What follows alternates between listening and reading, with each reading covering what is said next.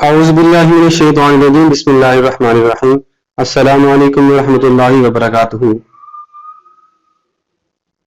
D P S کی on line classes میں آپ سب کو خوش آمدید کہا جاتا ہے۔ پیارے بچوں، آج ہماری چیپٹر نمبر 3 کی اخلاق و آداب چیپٹر نمبر 3 کی دوسری کلاس ہے، لیکن اس سے پہلے جو ہم نے پڑھا تھا سخاوت اور فضیلت، اس کے بارے میں آپ کو تھوڑا سا بتا دوں، پھر ہم اپنی کلاس کا باقاعدہ آغاز کرتے ہیں۔ حضرت ابو ہریرہ رضی اللہ تعالیٰ عنہ راوی ہے کہ رسول اکرم صلی اللہ علیہ وسلم نے فرمایا، روزانہ صبح کے وقت 2 فرشتے اترتے ہیں، ان میں سے ایک فرشتہ تو سخی کے لیے دعا کرتا ہے کہ اے اللہ تعالیٰ خرچ کرنے والوں کو زیادہ بدلہ عطا فرما، یعنی جو شخص جائز جگہ پر اپنا مال خرچ کرتا ہے اس کو بہت زیادہ بدلہ عطا فرما، دنیا میں اسے خرچ کرنے سے کہیں زیادہ مال دے دے یا آخرت میں اجر و ثواب دے۔ اور بخیل کے لیے فرشتہ دعا کرتا ہے، بد دعا کرتا ہے کہ اے اللہ تعالیٰ بخیل کو تلف نقصان دے، اور جو شخص مال و دولت کو جمع کرتا ہے اور جائز جگہ پر مال خرچ نہیں کرتا بلکہ بے محل اور بے مصرف جگہ پر مال خرچ کرتا ہے، اس کا مال تلف اور ضائع کر دے۔ بخیل خدا کے نزدیک بدترین انسان ہے، خدا ایسے شخص سے محبت بالکل نہیں کرتا اور نہ ہی رحمت کی نظر سے دیکھتا ہے۔ آپ کو بتاؤں گا کہ قارون بڑا مالدار تھا، لیکن بخل کی وجہ سے زمین بے دستہ دیا گیا اور اس کا سارا مال بھی برباد ہو گیا۔ یہی انجام جو ہے وہ بخیل کا ہوتا ہے۔ حضرت ابو ہریرہ رضی اللہ تعالیٰ عنہ یہ بھی فرماتے ہیں کہ رسول اکرم صلی اللہ علیہ وسلم نے فرمایا، اگر میرے پاس احد پہاڑ کے برابر بھی سونا ہوتا تو مجھے یہ گوارا نہ ہوتا کہ 3 راتیں گزر جائیں اور وہ تمام سونا یا اس کا کچھ حصہ بقدر ادائے قرض میرے پاس موجود رہتا اور میں اس کو تقسیم نہ کرتا۔ یہاں پہ رسول اکرم صلی اللہ علیہ وسلم نے یہ فرمایا کہ اگر ان کے پاس احد پہاڑ کے برابر بھی سونا ہوتا یا کوئی اور چیز موجود ہوتی تو وہ ان سب کو اللہ تعالیٰ کے راستے میں تقسیم کر دیتے، خرچ کر دیتے۔ سبق باب نمبر 3 اخلاق و آداب۔ آج ہمارا لیکچر نمبر 2 ہے، سخاوت کی فضیلت اور بخل کی مذمت ہم پڑھ رہے تھے۔ آج ہم اسی کو آگے کنٹینیو کریں گے کلاس کو۔ کتاب کا صفحہ نمبر 53 نکالیے، یہاں پہ 2nd پیراگراف لکھا ہوا ہے، یہی وجہ ہے کہ اللہ تعالیٰ کے نیک بندے ہمیشہ غریبوں مسکینوں کو کھانا کھلاتے ہیں اور رفاہ عامہ کے کاموں میں بڑھ چڑھ کر حصہ لیتے ہیں۔ دیکھیں، اللہ تعالیٰ نے یہاں پر یہ فرمایا ہے کہ آپ اللہ تعالیٰ کے راستے میں غریبوں کو کھانا کھلا سکتے ہیں، مسکینوں کو کھلا سکتے ہیں، بیوہ کی مدد کر سکتے ہیں، یتیموں کے اخراجات کو برداشت کر سکتے ہیں، کسی کی بھی مدد آپ کر سکتے ہیں۔ ٹھیک ہو گیا؟ کبھی کسی سائل کو خالی ہاتھ نہیں لوٹاتے، ضرورت مندوں کی ضرورت کو پورا کرتے ہیں۔ تو ہمارے لیے یہاں پر یہ سبق ہے کہ اگر ہمارے گھر کے آس پاس کوئی سائل، کوئی ضرورت مند ہمیں نظر آتا ہے، وہ ہم سے سوال کرتا ہے تو ہمیں اس کو منع نہیں کرنا چاہیے بلکہ اس کی مدد کرنی چاہیے۔ جب بھی معاشرے میں کوئی قدرتی آفت آتی ہے، مثلا کوئی سیلاب آ گیا، کوئی زلزلہ آ گیا، کوئی طوفان آ گیا، یوں سمجھے زمین پھٹ گئی، یا یوں سمجھے کہ آسمان سے بجلی گر گئی، یا یوں سمجھے کہ پانی کا سیلاب آ گیا، کچھ بھی ہو جاتا ہے، جب بھی معاشرے میں کوئی قدرتی آفت آتی ہے تو یہ لوگ جو کہ اللہ تعالیٰ کی نیک بندی ہوتے ہیں، یہ کمر بستہ ہو جاتے ہیں اور اللہ تعالیٰ کے دیے ہوئے مال میں سے مال کو خرچ کرتے ہیں۔ آپ نے ایدی فاؤنڈیشن کا نام تو سنا ہوگا، عبد الستار ایدی، وہ بھی اسی کام کو آگے بڑھا کر اس دار فانی سے کوچ کر کے، ان کا چھوٹا سا کارنامہ، چھوٹا سا کام یہ تھا کہ وہ ضرورت مندوں کی بے تحاشا مدد کیا کرتے تھے۔ لیکن اس کے برعکس ایسے لوگ جو کہ بخیل ہوتے ہیں، ان کا کام کیا ہوتا ہے؟ وہ مال و دولت کے حساب میں گم رہتے ہیں کہ ہمارا مال کم تو نہیں ہو رہا، ہماری دولت کم تو نہیں ہو رہی، وہ اس کو جمع کرنے کی حوث میں لگے رہتے ہیں، اس کو پورا کرنے کی کوشش کرتے رہتے ہیں۔ وہ دولت پر سانپ بن کر بیٹھ جاتے ہیں اور اپنی جائز ضروریات پر بھی خرچ نہیں کرتے۔ ایسے لوگوں کے لیے اللہ تعالیٰ کا سخت عذاب ہے، اس لیے کہ کم از کم اپنی جائز ضروریات تو ہر انسان پوری کرنا چاہتا ہے، اور اگر انسان اپنی جائز ضروریات کو پورا نہیں کرے گا تو کیا ہوگا؟ ہم انسان اس دنیا میں صرف اور صرف اپنے اعمال لے کر جائیں گے جب ہم نے مرنا ہے، اور کچھ بھی نہیں لے کے جائیں گے۔ جیسا کہ میں نے آپ کو بتایا کہ قارون کے پاس اتنا خزانہ تھا کہ مفسرین لکھتے ہیں کہ اس کے خزانے کی چابیوں کو اٹھانے کے لیے پورے اونٹ کا ایک قافلہ ہوا کرتا تھا، اتنی زیادہ صرف اور صرف اس کے خزانے کی چابیاں ہوا کرتی تھی، ایک پورے اونٹ کا قافلہ اس کی چابیاں اٹھایا کرتا تھا۔ اتنا زیادہ خزانہ ہو جانے کے باوجود بھی وہ انسان جب مرا تو کیا لے کر گیا؟ کچھ بھی نہیں، خالی ہاتھ ہی گیا۔ تو اس لیے ہم جو کچھ اللہ تعالیٰ کے راستے میں خرچ کر دیں گے وہی ہمارے لیے آخرت میں صلہ اور فائدہ ہے، باقی ہمیں کچھ نہیں ملنے والا۔ اللہ تعالیٰ نے فرمایا والذین یکنزون الذهب والفضة ولا ينفقونها في سبیل اللہ فبشرهم بعذاب علیم. سورۃ توبہ میں اللہ نے فرمایا جو لوگ اللہ تعالیٰ کے راستے میں مال خرچ نہیں کرتے، سونے اور چاندی کو گن گن کر جمع کر کے رکھتے ہیں، ان کے لیے دردناک عذاب کی خوشخبری آپ ان کو سنا دیجئے. یہاں پہ اللہ نے فرمایا جو لوگ مال کو جمع کرتے ہیں اور اسے گن گن کر رکھتے ہیں اور خیال کرتے ہیں کہ اس کا مال اس کی ہمیشہ کی زندگی کا موجب ہوگا، ہرگز نہیں، وہ ضرور جہنم میں ڈالے جائیں گے. اللہ تعالیٰ نے سورۃ الہمزہ میں بھی یہی فرمایا ہے کہ مال کو جمع نہیں کرنا چاہیے، بلکہ اسے اللہ تعالیٰ کے راستے میں لوگوں کی ضروریات زندگی کو پورا کرنے کے لیے استعمال کر دینا چاہیے، خرچ کر دینا چاہیے. اسلامی تعلیمات ہمیں کیا سکھاتی ہیں کہ اگر اللہ تعالیٰ مال و دولت سے محروم کر دے تو قناعت کی زندگی اختیار کرنی چاہیے. قناعت ہوتا ہے تھوڑے پر صبر کرنا، کہ آپ کو اللہ تعالیٰ نے جتنا بھی مال دیا ہے، جتنا بھی رزق دیا ہے، آپ اس پر صبر کریں. اگر آپ کے پاس کم ہے تب بھی صبر کریں، اور اگر آپ کے پاس زیادہ ہے تب بھی آپ صبر ہی کریں، شکر کریں. بلکہ اگر آپ کے پاس زیادہ ہے تو قرآن پاک میں یہی فرمایا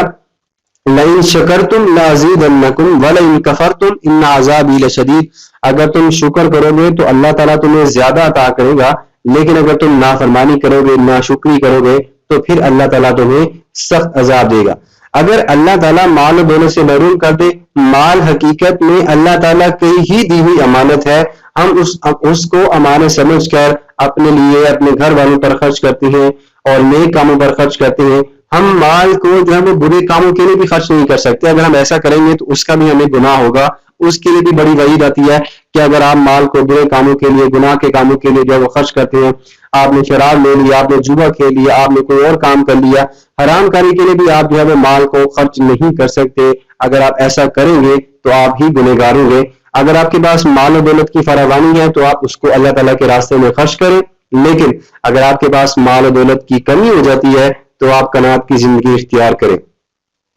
حضرت ایوب علیہ السلام کو صبر کرنے کی بنا پر اللہ تعالیٰ نے قرآن پاک میں ان کو ایک لقب عطا کی ہے، نعم العبد، کتنا ہی اچھا بندہ ہے کہ وہ جو میرا شکر کرتا ہے. اللہ تعالیٰ نے ان سے سب کچھ چھین لیا تھا، مال و دولت، اسباب، مال مویشی، سب کچھ چھین لیا تھا، لیکن اس اللہ کے پیغمبر نے کبھی بھی اللہ تعالیٰ کے راستے میں کبھی بھی ناشکری نہیں کی. اللہ تعالیٰ کے ہاں ہمیشہ شکر کیا، اور اللہ نے بعد میں ان کو اتنا زیادہ مال عطا کیا کہ وہ سنبھالے نہیں سنبھلتا تھا. آپ نے حضرت عثمان غنی رضی اللہ تعالیٰ عنہ کے بارے میں سنا ہوگا کہ ان کو جو غنی کا لقب عطا کیا گیا وہ کیوں؟ اسی وجہ سے کہ وہ اللہ تعالیٰ کے راستے میں بے تحاشا مال کو خرچ کیا کرتے تھے. یہودی کا ایک کنواں تھا، شاید اس کنویں کا نام بیر ہے، بیر کنویں کو کہتے ہیں. یہودی کا ایک بہت بڑا کنواں تھا، مسلمانوں کے پاس پانی پینے کے لیے وسائل کم تھے، وہ کنویں کے پاس پانی پینے کے لیے جایا کرتے تھے. تو یہودی جو ہے وہ مسلمانوں کو پانی پینے کی اجازت نہیں دیتا تھا. حضرت عثمان غنی نے اس یہودی سے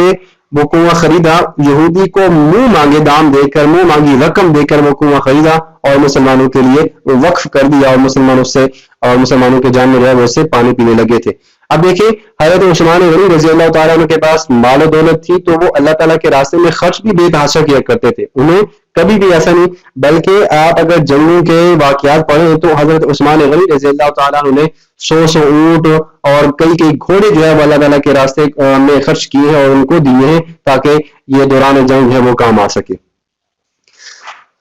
سخاوت کی اگر اللہ تعالیٰ مال و دولت سے نواز دے تو سخاوت کی زندگی گزارنی چاہیے. جیسا کہ نبی اکرم صلی اللہ علیہ وسلم کا ارشاد مبارک ہے، صرف 2 آدمیوں کے ساتھ رشک کرنا چاہیے. رشک ہوتا ہے کہ آپ ان پر